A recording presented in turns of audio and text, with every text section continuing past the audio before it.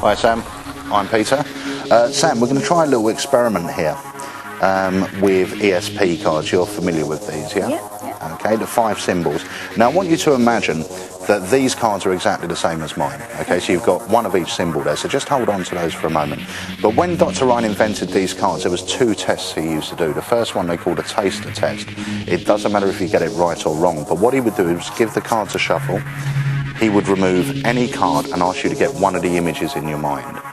Okay, so have you got one of the images? Are you thinking of the star? No. What were you thinking of? Were you? That's perfect, so that's the one I'm holding. Now that's really strange because you didn't have to get that right. But this is the test that he would do that would really prove if someone had some sort of psychic ability.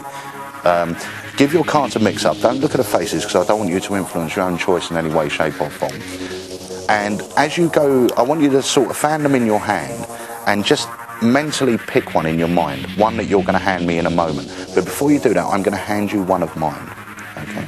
So any one of yours you want to hand me, just touch it or pull it out. This one. Okay? Now that was a free choice. There's no way that I could have influenced your choice there. Okay. If you were to take a guess what card you handed me, which one would it be? The star. The star. Let's have a look.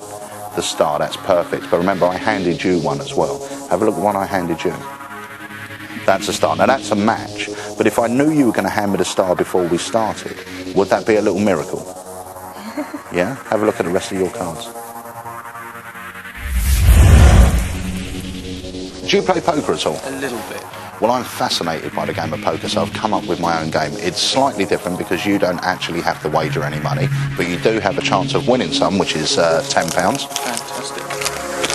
And there's a couple of things that's quite strange about this game. One of them is that I use 5 cards from a red back deck. Okay. So keep hold of these, but don't look at the faces.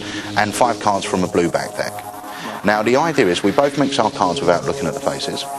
So give your cards a mix. Now what I will tell you is that there's one card in my hand that can give you a winning hand. There's one card in yours that can give me a winning hand. Now the idea is, if I get a winning hand, I get my £10 back. If you get a winning hand, you get to take this home. Okay? But this all happens with our minds, and it's sort of fate will determine who wins. Okay? So I'm going to hand you one of my cards, and it's absolutely any one. I want you to go through yours face down and hand me any one that you feel. This one? Yeah. Okay, now I didn't influence your choice. It hasn't got a big tick on the back. You didn't know which one to hand me. Okay, place the card I handed you down onto the table for a moment and turn over the 4 cards in your hand. Let's see what you've got. Just turn them all over. Perfect. So you've got 2 kings, 2 queens. So if I was to hand you a king or a queen, you've now got a full house. That's a fantastic hand. Turn over, see what we got.